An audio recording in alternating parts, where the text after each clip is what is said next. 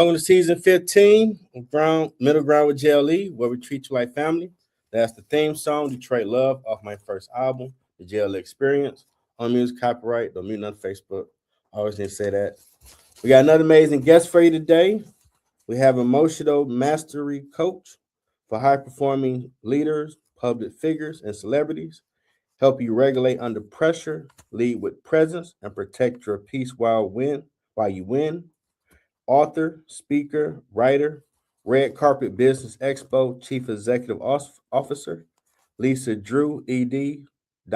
D, or Dr. Lisa Drew. Welcome to the show. Thank you, thank you, thank you. Awesome intro. I'm happy to be here. Got to bring y'all right. I know. I'm loving it already. First question, what led you to this path? So my background is in education. I always, even when I was younger, my first job was in daycare. I've always done something with the youth, trying to teach the youth, help keeping them safe, taking them to the next level. So that was the first half of my journey, I guess. And that's what my doctorate is in as well, educational leadership. I taught high school English for over 10 years. I loved every moment of it. Wow. The challenges just made it better, which I don't know if I'm a glutton for punishment, but yeah, high school, that's tough. high school. But the wonderful part of it is they're still babies. Like they try to put up a tough exterior, but the real them is right underneath that layer, right? So it was a good experience being able to see them learn and grow and graduate and then come back and talk to you. And it was beautiful. But even while I was doing that, I was a life coach. So I did transition into my brand of emotional mastery coaching, just through the process of working through my own emotions, right? Because we all go through hard things in life. We all go through our challenges. And I was able to develop a method that was effective on me, effective on other people. And you mentioned my business, Red Carpet Business Expo. I was working with a lot of business owners doing the expos, and that's when I started coaching business owners and helping them through a lot of challenges that they had and overcoming things like imposter syndrome and just fear of public speaking and fear of, pricing, right? That's a big one for business owners. They're very afraid to set their prices and stick to it and things like that. So it's all tied to our emotions, all of it. So that's really what led me down that path, and walking people through that and showing them how to stop fearing their emotions and turning them into fuel. It's been amazing. So that's where I am now. Okay. I hope I wasn't too long-winded. Oh no, this show is all about you. And much times you need to explain it. So why did you come up with the name Red Carpet Business Expo? And what are all the services? Awesome. So with Red Carpet Business Expo, I created that so business owners could get visibility, right? And every person who's growing their business, every person who has started a business, they're doing it to, the ones I've come in contact with anyway, they're doing it to provide a service. They're doing it to help others. And visibility is something that is so hard to get. right? So Mhm. I wanted to come up with creative ways to help people showcase their business and to excel, be able to get sales, be able to get more exposure, build their brand. So the red carpet is what I thought of, right? Being able to put them on display in some way, Mhm. shape, or form, being able to showcase their unique services, their unique products, their talents and abilities. And I just wanted to highlight other people's businesses. Okay, that's pretty awesome. 'Cause you ain't have to. I'm pretty sure they enjoyed the service. They make some money. A lot of good feedback, yes. Now, what made you go into doing the emotional mastery coaching? Did that's your name, or is that an established name already? So never heard of it. So, and that's a good question. So I came up with emotional mastery coaching, right? I came up with that concept. Emotional intelligence is what people are used to hearing when it comes to emotions and emotional intelligence. I've read I feel like I've read all the books on the topic. Okay. But it's awesome. It's amazing. I feel like it's the first step, right? Because when you have intelligence in an area, when you have knowledge in an area, that's the starting point. Now it's, what do you do with that knowledge? How do you really deal with the moment to moment emotions that we're dealing with on a day-to-day basis? So what I realized and what I identified is that every time so I'll start here. Our emotions are tied to our negative thoughts, right? Anytime, well, our positive thoughts too, because we have positive emotions. I don't want to only talk about the negative ones, right? So we have positive emotions, we have negative emotions. It's all tied to our thoughts. So whenever you think about anything, your body creates a chemical. Your brain instantly creates a chemical. And we notice that in things that we have a strong connection to, right? So if you think about someone that you love, it'll change the way you feel, right? If you think about something that you're scared of, like most people are afraid of public speaking. They say that people would rather die than get up and speak in front of a large crowd of people.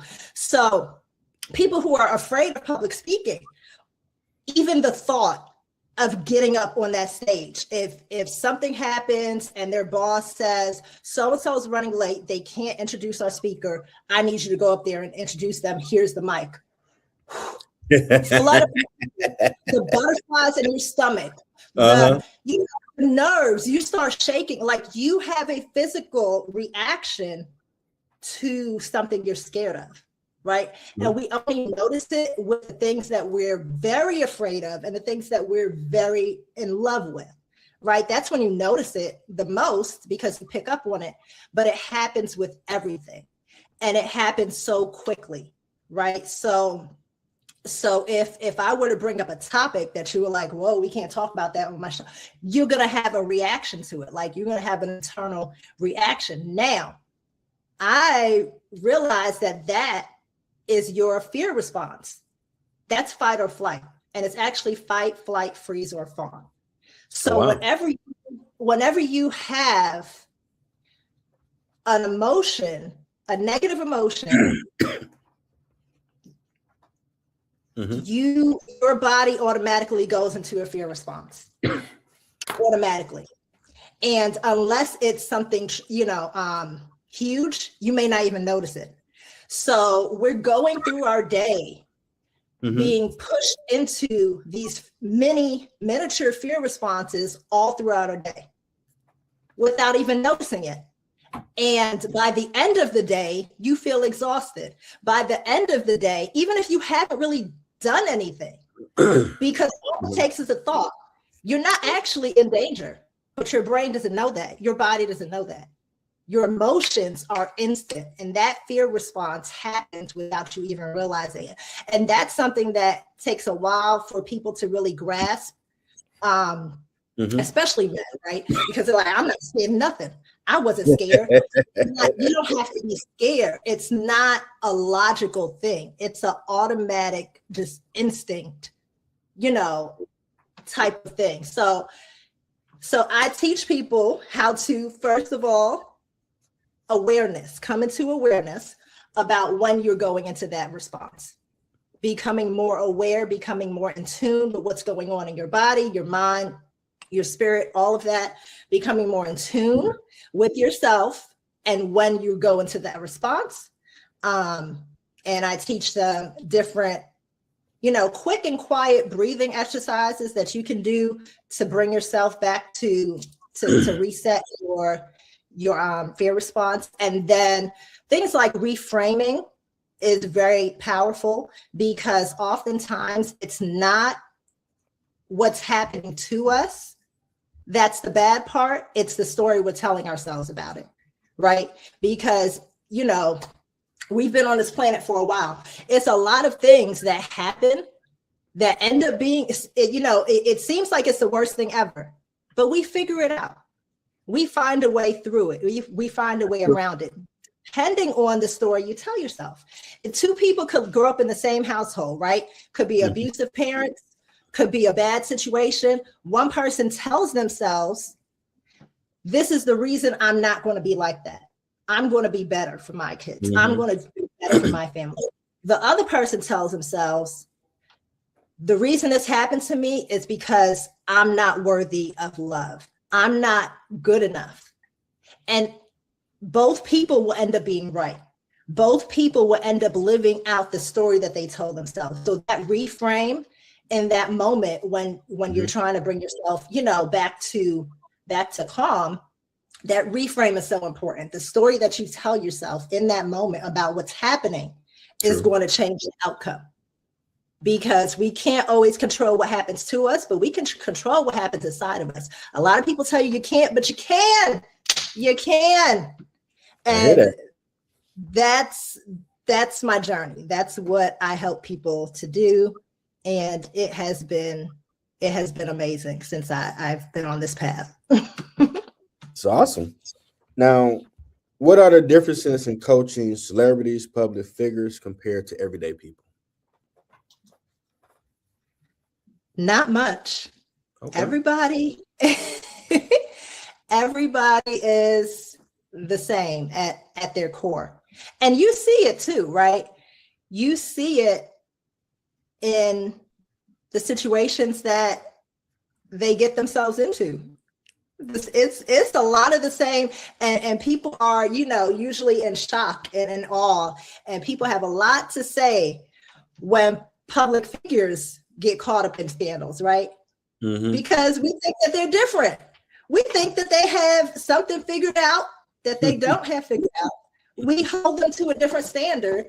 So, I mean, there are some differences in terms of, they're generally asking and trying to find out, how do I stay calm, again, in front of a large crowd? Or how do I, make this decision? But the process is the same, because our nervous systems are all the same. So they're not that much different than everyone else. We're all human. So it's the same process. They may come with different questions or different challenges, but it's the same method that I teach to when I'm working with a parent who wants to stop parenting out of a fear state, right? Because if you, I know as a parent, I used to parent out of fear, and I still feel that coming up. And when I say that, when we see our kids, and I hear one of my kids about to come downstairs, when we see our kids make a mistake and we're correcting them, 9 times out of 10, we're correcting them while we're feeling worried for them. We're correcting them while we're feeling like, did I fail? Did I do something wrong? You know, we're correcting them, and we're in a dysregulated state. We're upset. We are scared that if we don't find a way to fix this, they're not going to be successful, right?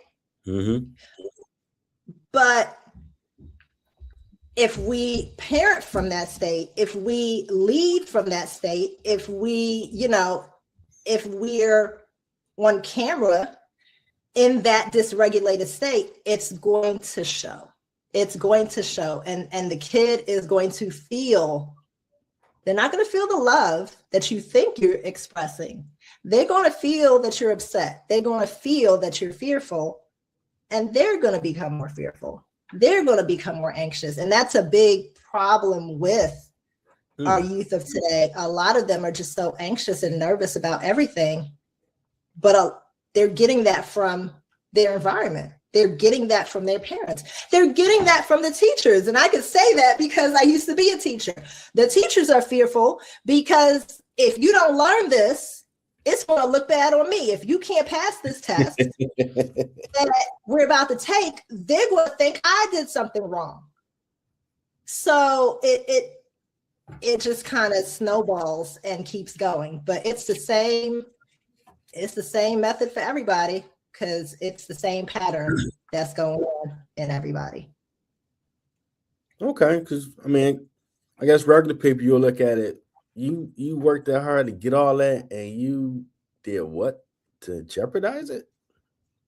That don't make sense. But we still make they're sense. a regular person too. Yeah. They're still a regular person. And when you get upset, you get upset. If no one really taught you how to, I mean, we're taught just don't do nothing bad.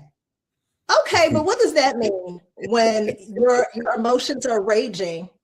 Yeah. And you're in fight or flight? Like, that's everything in you is saying to fight. And that can be verbally, that can be physically, that can be, you know, that can be in so many different ways. And then it's like you get overwhelmed. You get overwhelmed, especially when you're not dealing with the little things throughout the day, especially when you're not dealing with the past issues too. But that's a whole another story. A lot of people ain't dealing with it builds up over time. Yeah. What made you become an author? So my background, I told you my background is in education. So I taught English, and I don't know, I love writing. I love teaching through writing. And I also felt like it was a really good way to explain these concepts. Okay.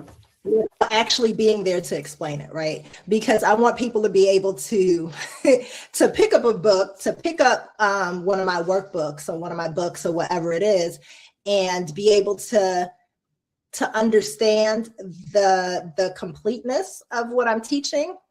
And it is helpful when I have them read one of my books, especially before we have a coaching session, because you come in with the understanding of the concepts, as opposed to me starting from scratch, right? You can get a lot, especially if you want to, you know, just do a month worth of coaching and get a lot more accomplished than having to do, like, you know, 6 months of it or whatever. They can get a lot more out of reading the book, because in a 1 hour coaching session, I can't talk that fast. Even if I wanted to, I couldn't talk that fast and give you all the information. So again, if they read the book, they have the knowledge, they can even come in with specific questions, or, you know, or say, well, I saw this part. Can you explain that more and teach me how, you know, walk me through applying it, as opposed to I'm starting everything from scratch. And, you know, it speeds up the process for the client. It speeds up the process for the client. I was on your author page. I put the link on here for everybody. I'm like 20 books. She a Hall of Famer with this author stuff. That's a lot. So some of them are workbooks. Some Hey, of you still them, published it. Still published it. the workbook is the Fear Not book. So and I actually have them here. So this one is the regular self-help book. So this is the smaller one for Fear Not. And then the bigger one is the workbook. And that concept is just based on, like I said before, all of our negative emotions are rooted in fear. Actually, I may not have said that yet. All of our negative emotions are rooted in fear. So if someone has imposter syndrome, that's fear that people aren't going to believe that you should have the position that you have, right? If someone has, negative emotions about love, that's the fear that you won't be accepted, the fear that someone's trying to take advantage. It's all rooted in fear. So it's there are exercises in it, there are strategies to help us to not go into that fear response as often, to do those mindset shifts, to do the work beforehand, and it helps us to just feel calm and peace throughout the day. That's what a lot of my clients tell me. They're like, okay, I just felt calm. And I'm like, yes. Yes. Now, I see you went to Hampton University. I did. HU. What was that moment that's have you say, I want to be a teacher? Because everybody ain't called to do that. Some people just, I'm taking the paycheck, shut up, do the assignment, but to really care and put that nurturing and so into a student so they can become better, and that's a superpower. Is it? Yeah, super. I know why you say that. I just, like I said, even my first official job when I was in high school, I was a camp counselor. I just always wanted to, I was always around kids, always helping kids. I know it sounds corny, but I really feel like the children are the future, right? It is. However, whatever they do, good or bad, that's going to shape where our world is heading. They're going to, and I have kids myself, so I have 3 children, and it's also shaping the world that they're going to live in, that they're going into, right? So I was definitely not the teacher who just won the paycheck and and went home. My students used to tell me, you're doing too much. You're doing too much. I made a sign. It was on cardboard, and I decorated it, and I put it on the front of my desk. And I was like, it's not that I'm doing too much. You're not doing enough. So I would play with them. I would joke around with them. But yes, I did too much. I made them write those essays. I made them learn how to do their thesis statement. I made them learn the difference between connotation and denotation. And if any of them come across this video, they're going to have so many comments underneath this video. You sound like my she was, we couldn't stand her back in 96, but we got out of school, went to college, like English, easy. I guess Miss Thompson, she put us through hell, but it made us sweet. And I wasn't trying to put them through hell. I just knew, because with whatever they went in, whatever field that they went into, if you are able to write and articulate your ideas, That's your money maker right there, especially so many people are afraid of public speaking, even if you go into engineering and you're not scared of getting up and presenting in front of people, you will get paid more. You will be able to command more. So I really wanted the best for them. And I hope they saw that. And I would always say, I know y'all think I'm mean. And they would say, we don't think you're mean. So they didn't seem to think I was mean, but they did this. The administrators, the guidance counselors, they always gave me and I'm doing air quotes, the difficult kids, right?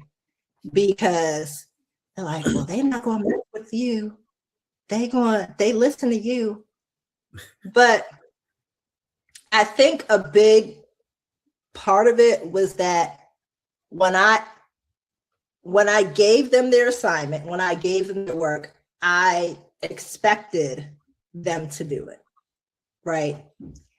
It gets to a point where sometimes teachers stop expecting that the kid is going to do it. And that comes across with the way you give the assignment. That comes across in the way that you speak to them, the words that you end up choosing, right? Even because I, like I told you, I have children now, so I speak with their teachers. I speak with other teachers who are still, I still have coworkers that I talk to, and a lot of them are just like, these kids nowadays are just lazy. These kids are just lazy. And if that's and I know why they're saying that. I know the root, right? I understand why you're saying that. But if you expect them to be lazy and you expect them not to listen, that's what you're going to get. And it is hard to go in there every day and expect them to do it, but you get a different outcome. Does it work every time? No, but it's going to work more than you just treating them like they're lazy. And yeah, you don't give up. Yeah, you don't give up on them. Shout out to the teachers, because some kids need that, because they probably dealt with people that have given up on them. So that you want, like, nope, you can do it. We're gonna sit in this classroom until you do it.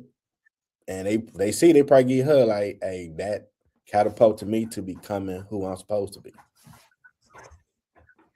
Hopefully. And I've seen it in a lot of the students, but they did always tell me I was doing too much, because I wouldn't let them slide.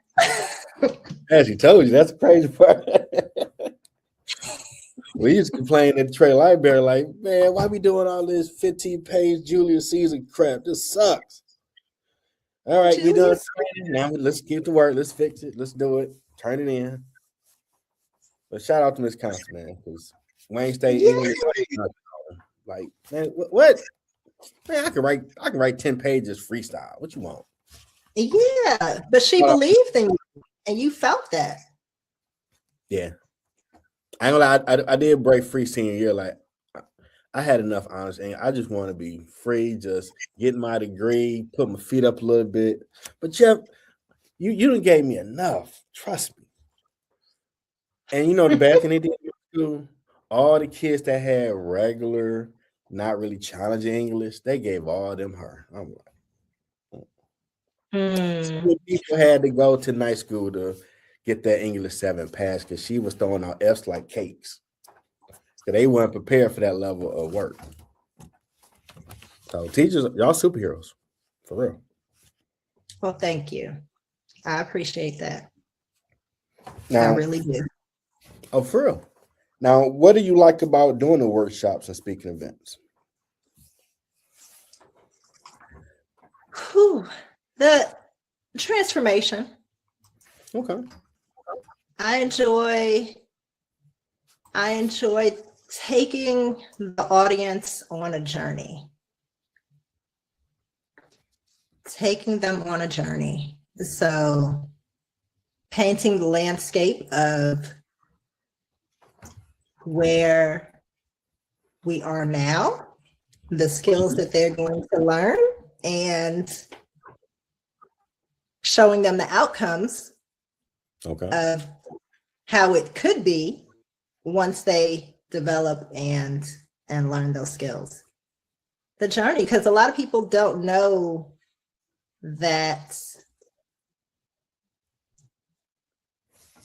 there's another way, right? We think that just living in constant stress, and right now I'm speaking about the workshops that I do about emotional mastery, but just living in constant stress is not how it has to be. No. and not too many people know that. Not too many people know that. And even with all the research going on now, they are tying and figuring out that so many of our diseases and ailments are linked to stress. And not just, regular stress, the constant stress, because as humans, we ruminate on things. We keep thinking about the same thing over and over and over again. And when you're in a stress state, your body is pumping out adrenaline. Your body is trying to get you ready. Your heart's beating faster. You're sweating. All these things are happening, and you're not healing. You're not at rest. When our body is in a calm state, it can heal. It can heal itself. So even on that level, where your health can improve, your relationships can improve, your leadership can improve, everything around it can improve. That's something that I love teaching people. So with Red Carpet Business Expo, we also do workshops on how to grow your business and how to market yourself, how to build your brand, how to write your own books. We do workshops like that as well. So of course those are all taught by me. I do have other people that come in and teach some of those, but again, just helping people learn and grow is something that has always been just a love of mine. Okay. Well, we reached the point in the show where you promote what you got going on. Floor is yours. Oh, okay. So I am an author. So you did say that you're posting that in the comments. So I already showed you 2 of my books. One of them that's near and dear to my heart, I'm not sure if you saw this one. It's the Wheel C theory. Okay. And that again is teaching reframing, right? So that's based on, and I'll share the quick story. That's based on an old parable about a farmer and his horse. So I'll say it quickly. So the farmer had a horse and his horse ran away. Everyone in the village came by and said, "Oh, such a sad thing. We're so sorry for you." And the farmer said, "We'll see." So 2 days later, the horse comes back with 2 wild horses. Everyone in the village comes over and says, "This is such good news for you. Congratulations," right? And the farmer says, "We'll see." So his son was breaking in one of the horses. The horse throws him off and he breaks his leg. Everyone comes by, bringing food, bringing things just to give their condolences. "We're so sorry that this happened." The farmer says, "We'll see." So a few days later, the army officials come by, and they are taking all of the able-bodied young men to go off to war. Now, the farmer's son didn't get taken because he had a broken leg, so he couldn't fight. So everyone comes by and they say, they're giving a report, so-and-so got taken, or, my husband had to go, my son had to go. And they're like, "Well, we're happy for you that your son got to stay. This is such good news. And the farmer said, we'll see. So the moral and the message and the different stories and strategies in the book just is teaching and explaining that sometimes we're too quick to assign a positive or negative meaning to things that happen in our lives. We love to say, oh, this is good or this is bad, right? And on the front, it says, don't curse the rain. It might be watering your next harvest. So it's again, that reframing part that I talked about, and learning that mentality and beginning to live from that mentality is going to help us not keep going into that fear response every time something happens, because we're not telling ourselves it's bad. Even if it looks bad, you don't know what the outcome is going to be, right? And even with COVID, right? So I'll bring that up as an example. You know, there are so many horrible things that happened with COVID. I lost family members. So many people lost family members. But when you speak to each of those people, there were good things that happened too. I mean, you know, I don't want to get into too many examples. I know we're late on time, but there are so many good things that happen. A lot of families said that, you know, they were able to get closer together. They spent more time with each other. They found out ways to spend time with each other that they hadn't done before. It's so many different softwares came about where now you can do business in so many other countries a lot easier, because you used to feel like you had to do everything in person, but that totally shifted. A lot of things shifted. A lot of new types of businesses were formed. A lot of this, a lot of that. So yes, it was negative. It was traumatic for all of us. But if you focus on the negative, that's going to put you in a certain state, which I'm very, I can talk about the law of attraction and that whole thing for hours. But if you stay in that state too long, you'll start attracting negative things to you. You're now exuding a certain energy, and that energy that you put out is going to come back to you. It has to. That's how all that works. So it's just that mindset shift that helps so much. And I'll end with this. So feel free to check out the author page that has all the books. I can't go into them all of them right now, but this is a new one. This is a children's book, the Will See series. You see the farmer and the horse, and I have a young one. I have a 6-year-old. So this one came about because of him, and I am going to start sharing it with different elementary schools, because again, emotional mastery is something that the kids need so much as well.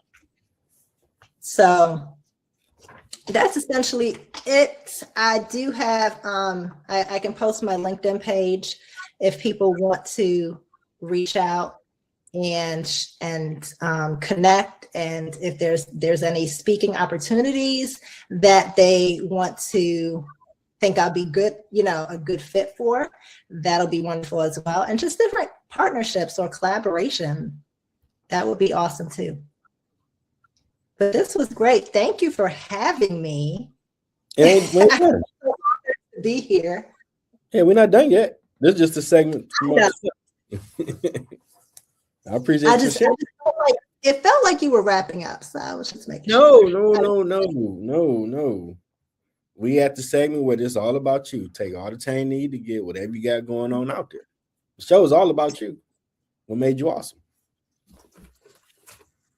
Thank you very much. All right. And that's anything else you need to promote before we move on? Just the other books. Do you have any books that you had questions about, or? What was it like writing your first book?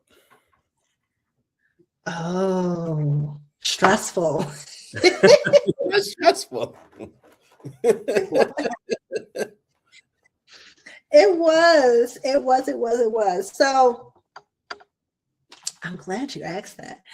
So it was actually that was a big hump for me to get over with that with that first book. I had started so many books that I never put out. So I had so many drafts, right? And then anytime I would get anywhere close to finishing one of them, I would switch to something else. Nice. But this was before I realized that, again, that was the fear response. That was me running from, just being nervous of putting myself out there, just trying to avoid it. That whole flight, aspect of it. I'm saying that. So I did that a lot, which is probably another reason why I have so many out there now that are finally finished, because along the way I had started so many of them. So what actually changed that for me was I was helping, and my son is in college now. He's 19. Okay. I was helping my son because I had homeschooled him for a little while. I was helping him finish one of his books because I pushed him to start writing a book. We had the draft done, and then I told him, okay, well, I need you to go through it, read through it again, and see if there's anything that you want to change or put in or this or that. He's like, no, publish it. I'm like, no, that's not how it works. You need to do this over and over again, and you need to reread, then you need to go back through, then you need to check this, you need to check that. He's like, no, publish it. Yeah, I reread my latest book 3-4 times before I published it. Yeah. And just hearing him just so confidently be fine with putting it out there. So I published it. And then after it was out and then people gave feedback, there were things that he went back and changed. But I'm like, I could do that. Why didn't I do that? And it's crazy. And a lot of times you can learn so much from children, right? From the mouth of babes. And that was something too. And this is bringing me back to, my years of teaching. I hope I taught my students a lot, but they taught me a lot too, right? And it's just a journey. It's a journey. But that's how I felt publishing my first book. And then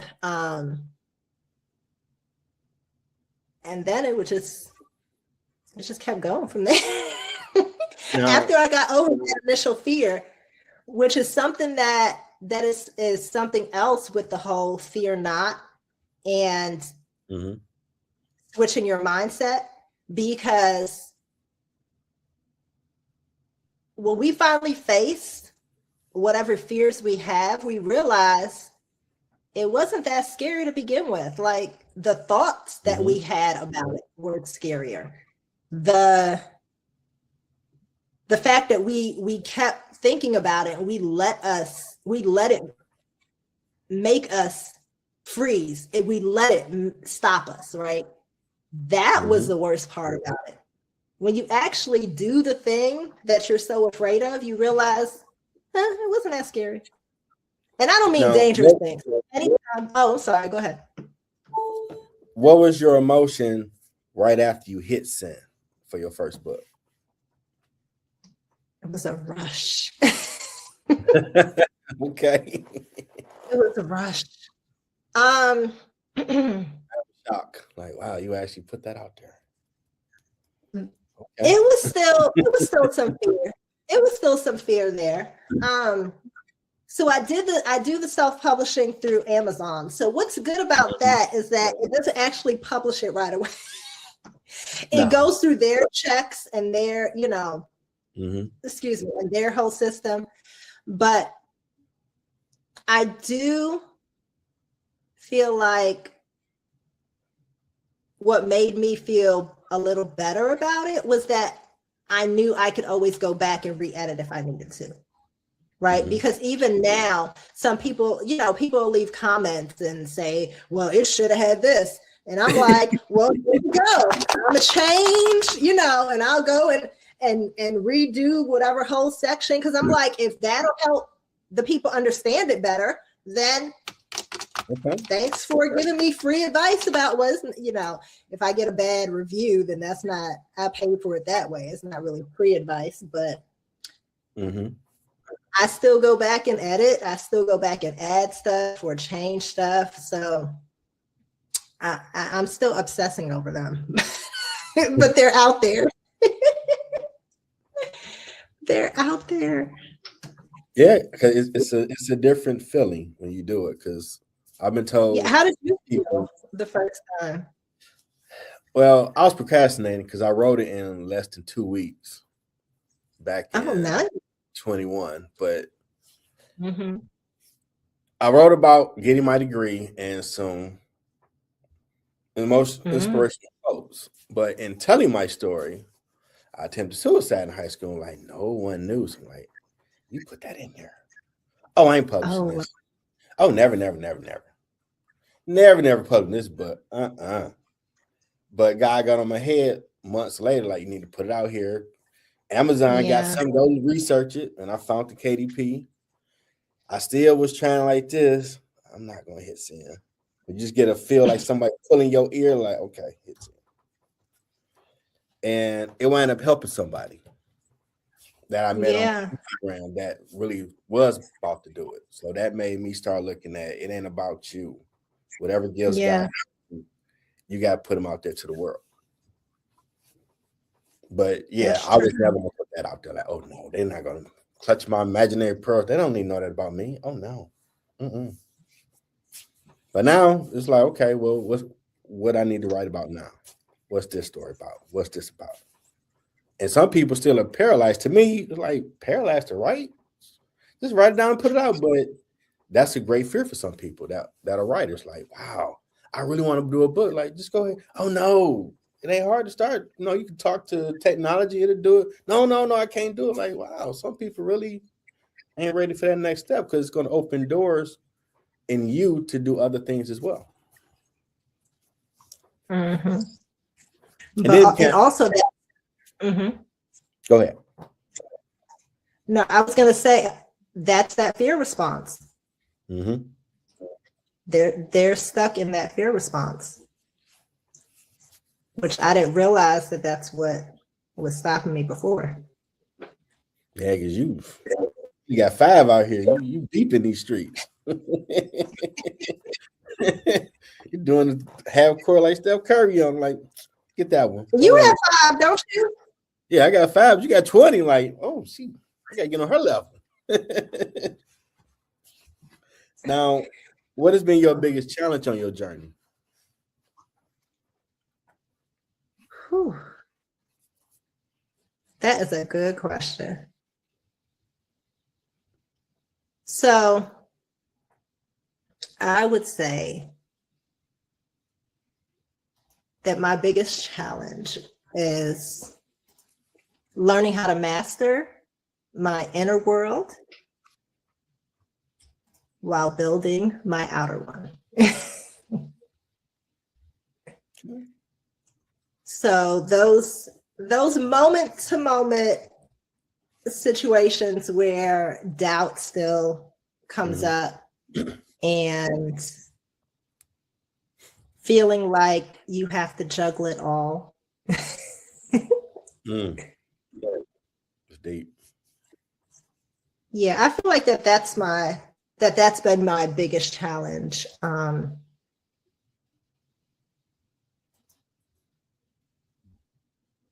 Okay.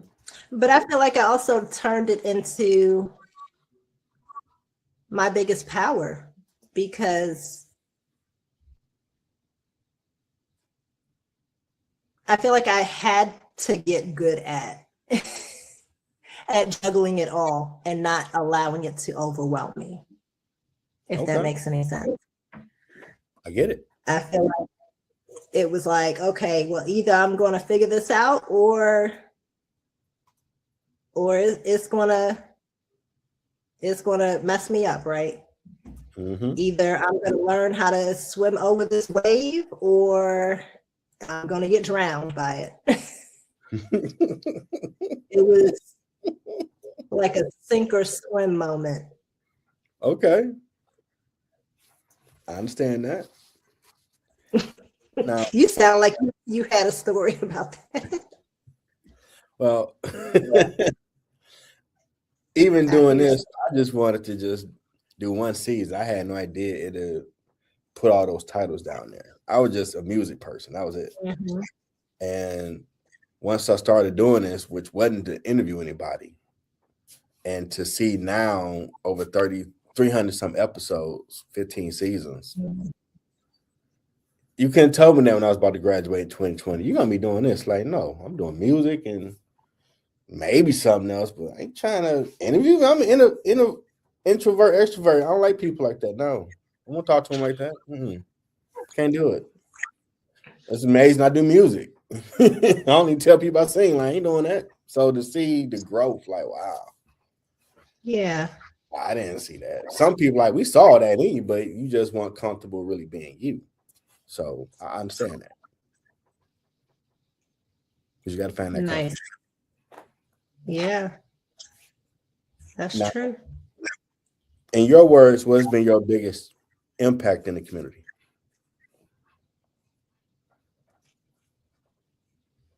I would say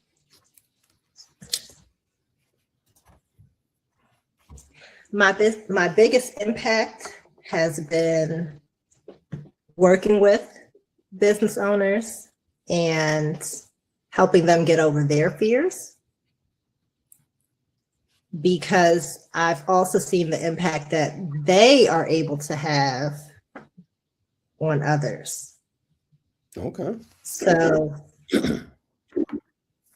I feel like that's probably why I want to work with business owners and CEOs and people who, and I've coached principals and assistant principals as well.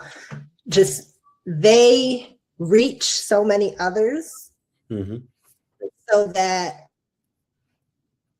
by me impacting them or teaching them strategies that make them better, I know that they're out there making other people better as well. Okay. So that whole each one teach one,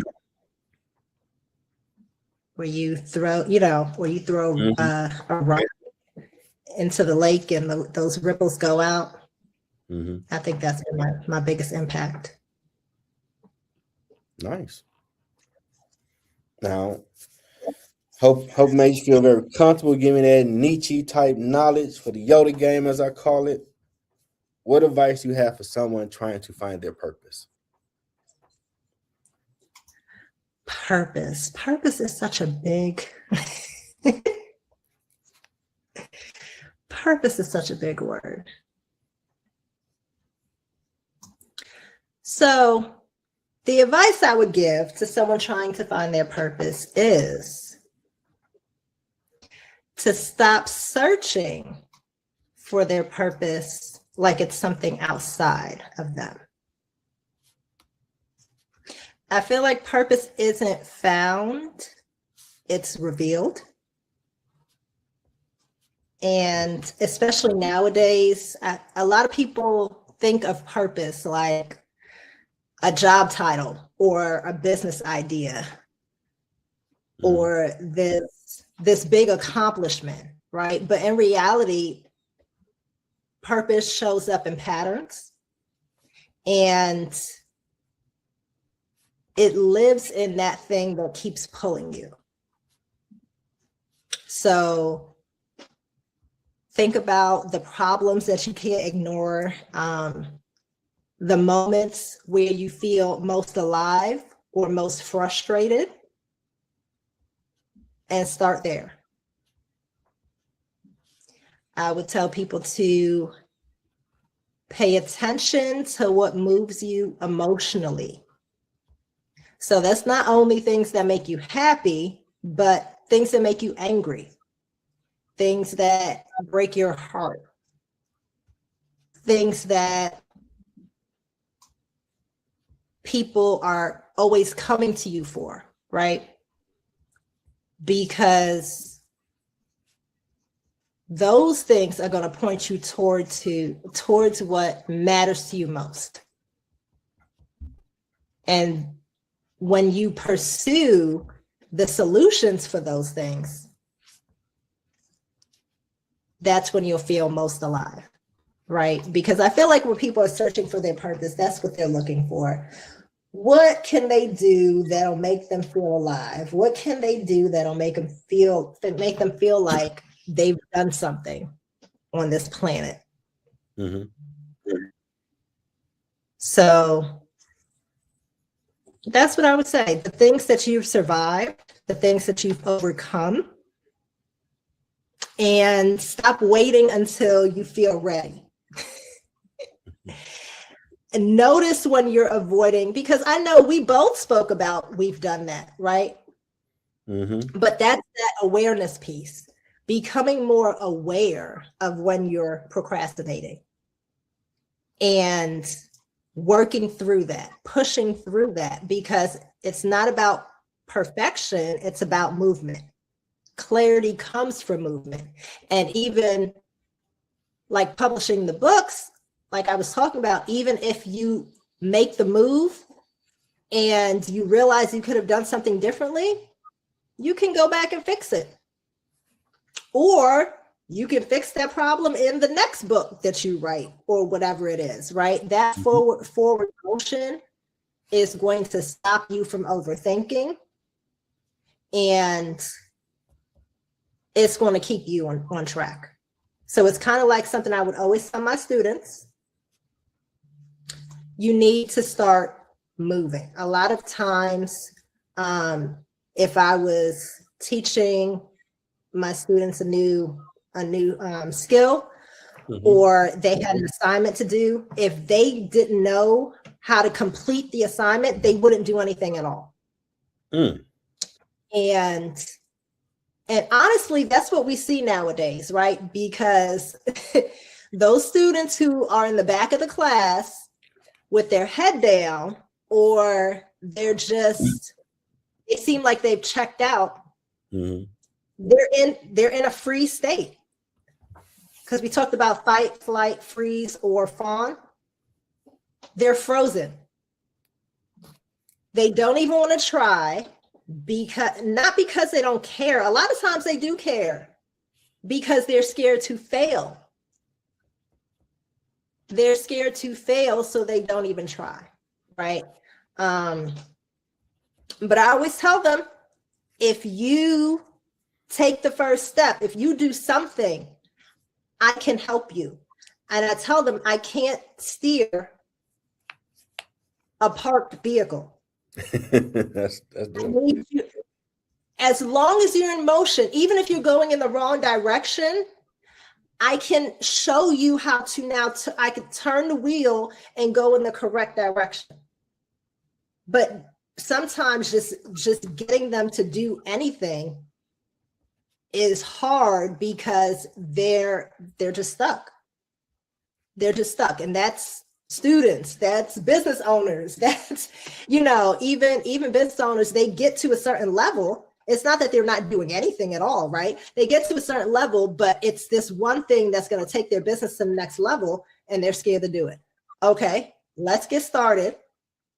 We'll make corrections along the way, and then we'll get to the destination. But you're not going to be able to learn if you're just sitting still. So start. You got to start. Start messy. Start messy, start wrong, but start and fix it along the way. That's nice. Yeah, that's some dope advice. So, how did you enjoy being in the middle ground? It was awesome. See, told you you had nothing to worry about. I wasn't worried. I ain't have to crack no I jokes, do nothing silly, get you comfortable, chill back and dropping all them gems out here. So, how would I do if you had to rate me from 1 to 10? 11. I'm putting you 11. Mm-hmm. Knocked it out the park. I'm gonna get that in writing. I like that. I ain't got no problem doing it for you. I'll sign it, date it, the whole nine. Because I've had people where they like, I never interviewed before. Like, trust me, I'm gonna make you comfortable. Tell your story. And I watch the time to see when they get comfortable. Some it might be halfway, first 10 minutes, some first 5. But when they do, they really start giving out that great info. Because them being chill, talking about whatever we're talking about. So I've yet to have someone I have to make jokes, do something crazy, silly to get them comfortable, but I will. Because the goal is to get the best advice for that last question while I celebrate what they've done to be awesome. Nice. I like it. You got the magic touch. I try. You have the magic touch. Look forward to being on your show when you want me on there. Yes, and I forgot to talk about that. We got time. Talk about the show. New podcast. I do have a new podcast coming out. It's gonna be called the Lisa Drew Podcast. I know it's not very It's an awesome name. I was going back and forth about names, but I've decided upon the Lisa Drew podcast. The Lisa Drew podcast. What's the content?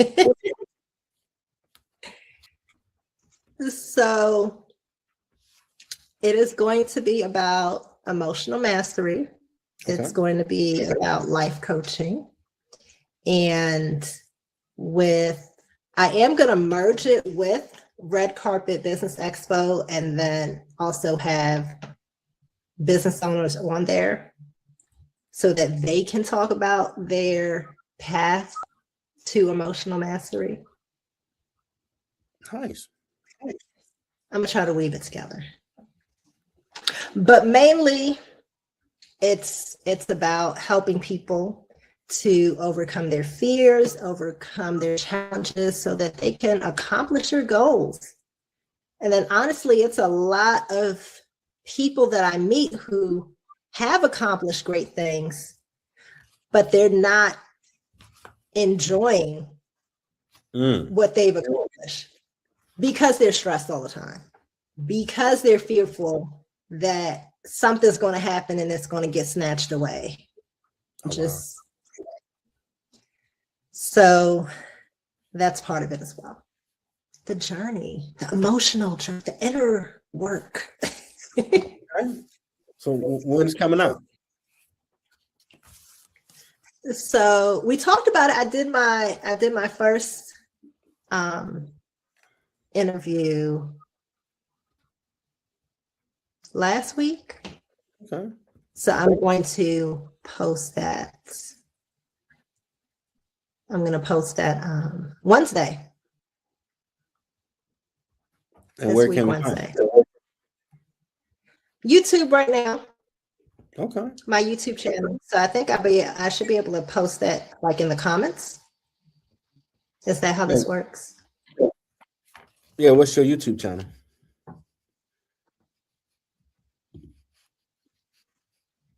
Well, I'm going to have one just for the podcast. But let me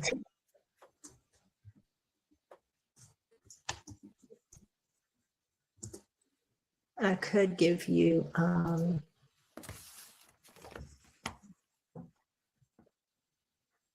one that I have now. What is it?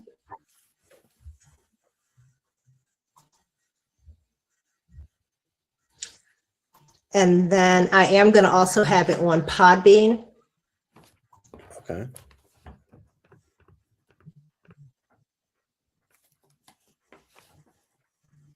So my current YouTube channel is at Lisa Drew Emotional Mastery.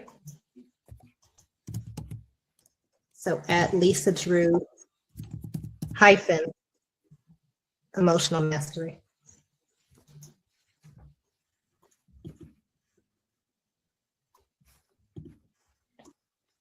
That it? I spell it right? That is correct. All right, I switched the banner so that could be added on the screen. That is perfect. Lisa Drew. So feel free, guys. I know you're on there already. We followed each other, but anyone listening, feel free to subscribe, like, comment, provide feedback. If you have any suggestions about what you want to see for future videos, I take suggestions as well.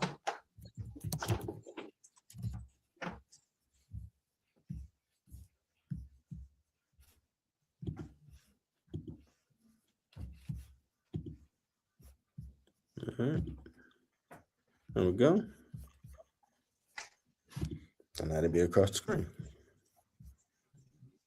I'll get that up. Awesome. Gotta bring Thank you y'all. so much.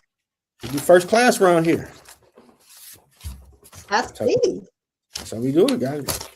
They try to get my building and really do it up. Fly people out and do the whole. Do it. Ric Flair was my man from wrestling, so I'm gonna do it first class, everything, the whole bit. When we get there. I love it. This first class now, but yeah, it's that first class. But I ain't young yet, and what I'm want it to be. So we first class, but I ain't that Dawn Perignon first class, but it's gonna be there. But we be live and have the stage set up, doing it. Yeah. We're gonna take over the world with it. I love it. I'm here for it. So reach out if you need anything.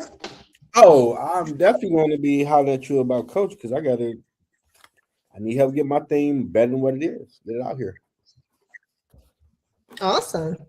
I'm working again now, so I'm gonna have the funds to. We're taking over. That's all I said. We're gonna take over. 26, we're taking over. I ain't gonna do nothing crazy. I'll tell that now because I don't like drama.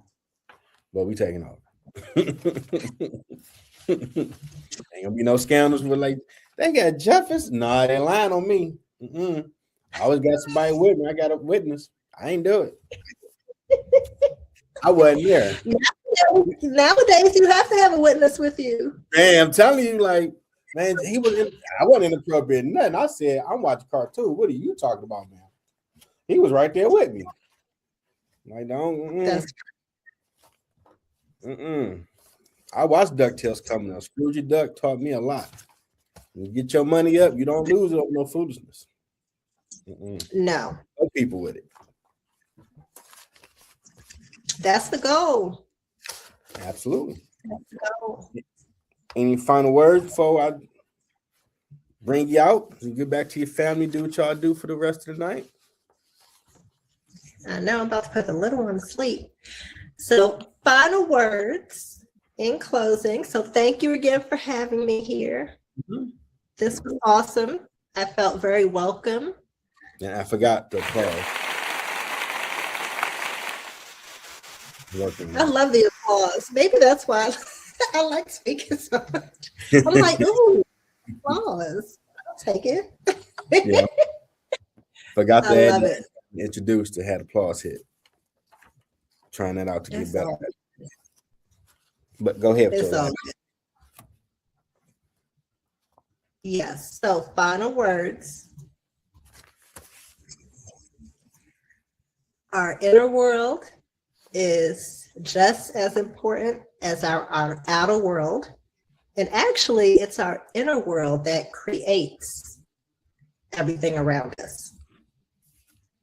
So be sure to take care of yourselves. And remember, when you master your emotions, you master your life. So good to see all of you, and have an awesome rest of your day. Okay. So I want to thank the emotional mastery coach, author, speaker, writer, podcast host, and Red Carpet Business Expo Chief Executive Officer, Dr. Lisa Drew, for sharing her story.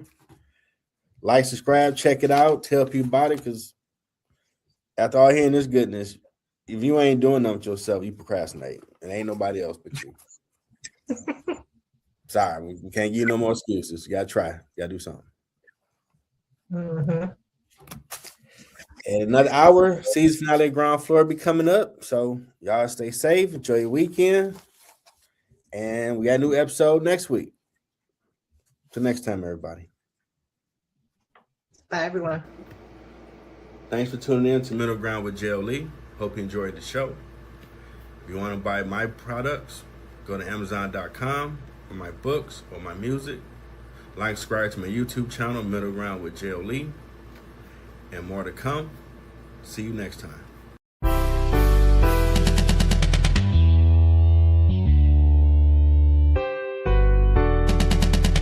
Detroit, welcome to the D, baby. 313